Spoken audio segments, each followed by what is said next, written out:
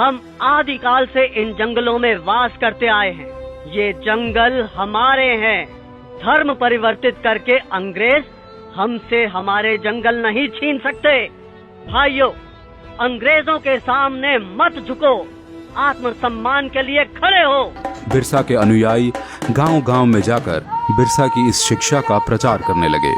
उसके कहने से वनवासियों ने अंग्रेजों को लगान देना बंद कर दिया।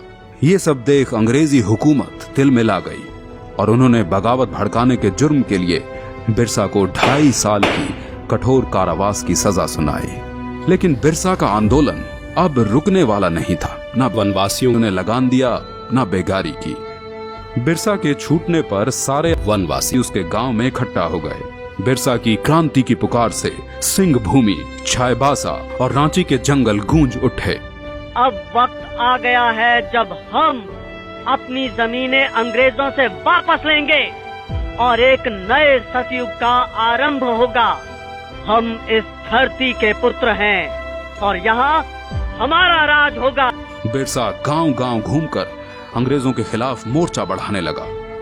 बिरसा के अनुयायी तीर कमान से लड़कर भी अंग्रेजों की बंदूकों पर भारी पड़ने लगे।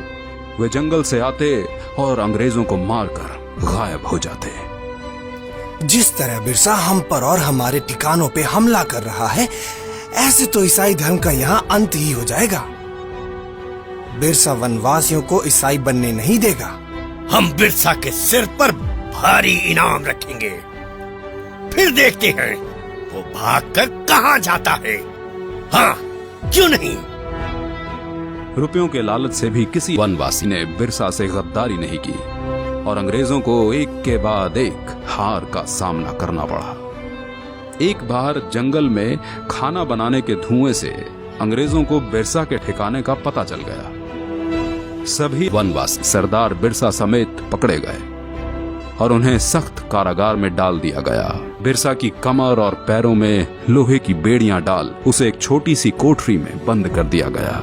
अंग्रेजों ने उसके खाने में आर्सेनिक नाम का जहर डालकर उसे मरवा डाला और दुनिया को ये बताया कि वो हैजे से मर गया। मात्र 25 वर्ष की आयु में बिरसा अपने धर्म और देश की रक्षा के लिए शहीद हो गया। 25 साल में इतना कुछ करने वाला कोई आम इंसान नहीं हो सकता और यही कारण है कि बिरसा मुंडा को भगवान का अवतार माना जाता है। आजादी के बाद कांग्रेस की सरकार बन गई और उन्होंने ईसाइयों को खुश करने के लिए भगवान बिरसा मुंडा के इतिहास को पुस्तकों से गायब करवा दिया।